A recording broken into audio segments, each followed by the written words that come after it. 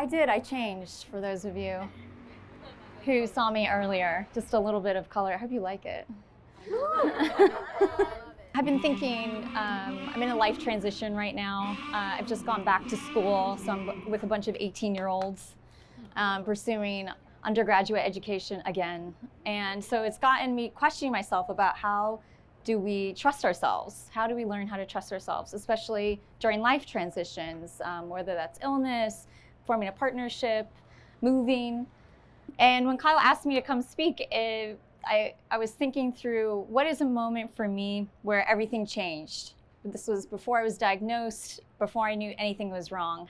What was that moment for me? So I've been a public speaker for a long time. I worked in human rights and human trafficking for most of my career. And it's the thing that I felt good about. I could do that. I'm capable in this one area. And so in 2016, I was emceeing the Girl Scouts of America Gold Award ceremony, which for me was the pinnacle of a career success. I couldn't believe they chose me. So sitting in the audience, normally I'm calm and cool and collected. But for whatever reason, I was sweating through my clothes and very jittery. And I remember the CEO of Girl Scouts of America sitting next to me, and I could see her talking, but I couldn't quite understand why she was talking to me. And the MC of the evening introduced me to stage, and I heard my name, so that's why I started walking, but it didn't quite connect what was happening. And as I was starting to walk towards the stage, I saw the ground swell up to me and then fall back down. It was like I was walking on a water mattress. And I got up to stage and stood there for a second in front of the podium, and then I blinked out. And when I came to, I saw 300 people in the audience staring back at me, and I was staring at them sort of how did you get here? And then I looked down in front of me and saw the paper, but nothing quite made sense. It's letters were coming towards my face, but words weren't forming. And I looked behind me and I saw my face, a huge photo on this massive screen.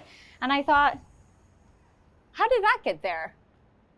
And as I looked down at my hands, it was like I was a puppy discovering I had paws for the first time. How did these get here? Suddenly I heard the stage manager coughing aggressively, calling my name. And she was pointing at the paper. So I was like, okay, I guess I need to read this. It was the introduction for the CEO. And I said, please help me welcome. No, that can't be right. Okay, let me try this again. Please help me welcome. Eventually, the CEO of Girl Scouts of America welcomed herself to stage and nudged me off the podium with my iron grip as I tried to make my way back down the stairs.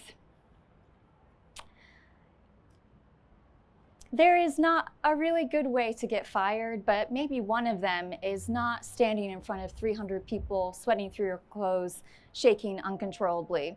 Some people have said, oh, well, it could have been worse. And yeah, it's true. I could have shit my pants in front of everyone. I later did that during a seizure, but fortunately it was in the comfort of my own home.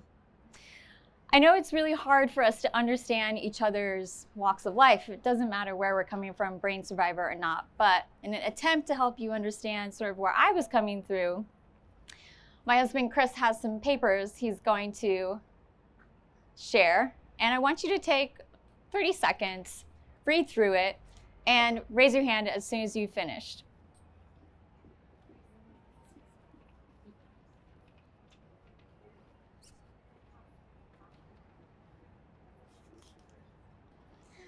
Now, if anyone would be brave for me, I promise you get a gift at the end of this.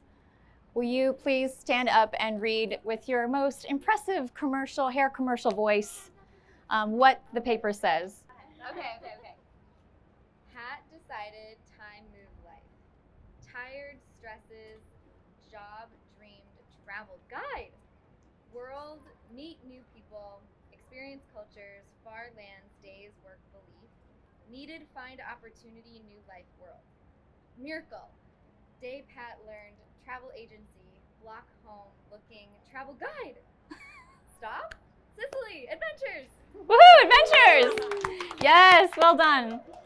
I have brought you a gift. Oh, yay. It is a cactus. Yay. Cheers.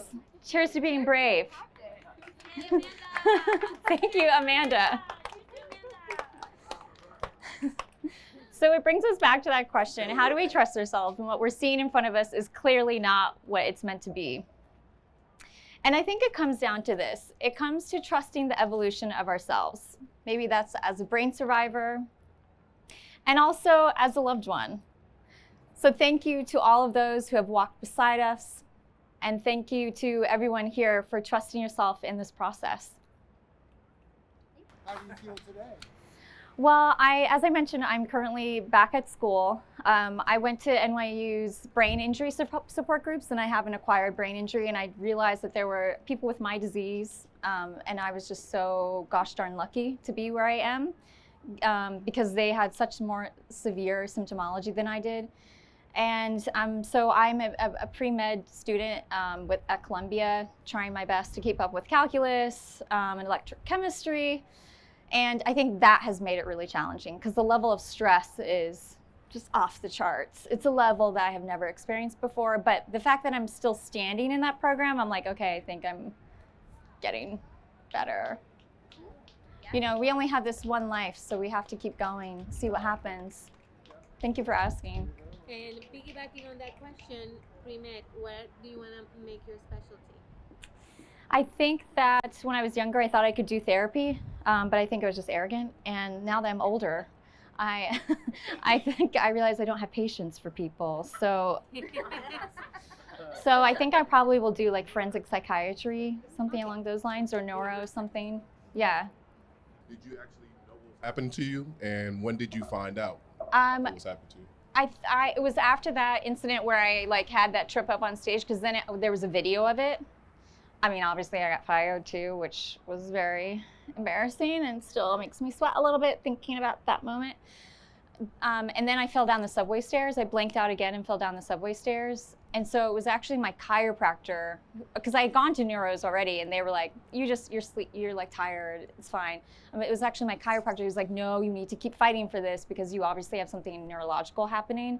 And so I happened to be in a graduate program simultaneously, studying like neuropsychology and ADHD, and found a lot of overlap between ADHD and temporal lobe seizures. And then accidentally ran across the book Brain on Fire in a coffee shop where I stole the book. And read a page in there where Chris, my husband, he would be like, you have anxiety, I can tell because the way you're moving your hands. And I'd be like, no, I'm fine, I have my life together. He's like, oh yeah, you got fired. But I don't know about that.